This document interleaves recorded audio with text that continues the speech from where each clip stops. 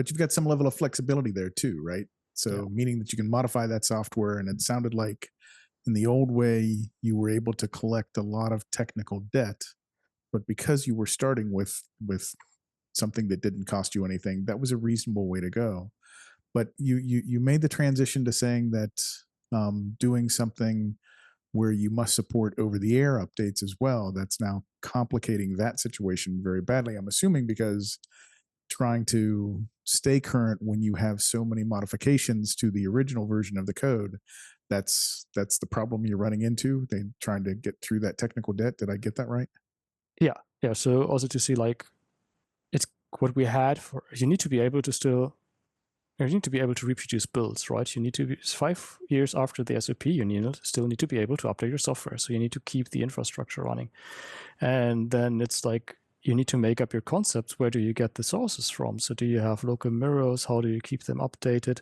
Maybe there are the dependency parts, and it does not play directly into this updatability or the air part, but we also had once in our tooling a vendor where we had an open source tooling. We were buying support from a vendor, and we were then locked in at the end due to so many modification being local that we couldn't update the version anymore because it was breaking with the upstream modification. So the feature which we have developed 5-6 years ago were suddenly conflicting with upstream, but we were not using the API from upstream, so we had to stick with it. And it's like we were really blocked on this, and this can mess up a whole thing. And like this can also be from kernel version. If something kernel version major API changes happen and so on, you need to handle your own kernel. This is like where I had this discussion with a supplier also for Android, where they were taking hardware abstraction layers, and the way how Google behaves. And so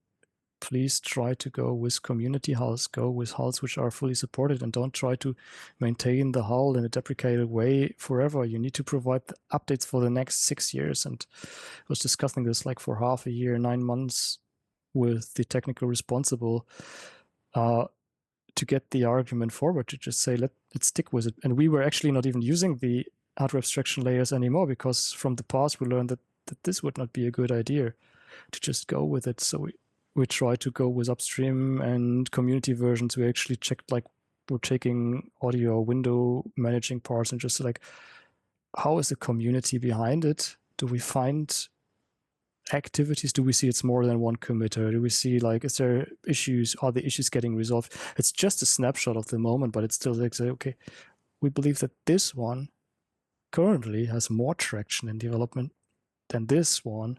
So maybe we go with this implementation and hope that we went on the right one with it, but we stick to the upstream one and try to keep the flexibility. And it took us a long time to discuss this. I guess at the end they bought it also. They had, of course, a lot of people behind, right, which do the development. This can be something where you just say, well, it would be beneficial, but then I need to tell all these people who are doing the work that they have something else to do. And as long as I can let you pay for that I'm doing this thing in the way I do, I have my people paid. But if you tell me you don't need this anymore and you don't need the people anymore, I need to find something new, and I don't get money from you for this. So this is like what the supplier environment was also like. But it's not healthy. It's not a healthy environment to go that forward.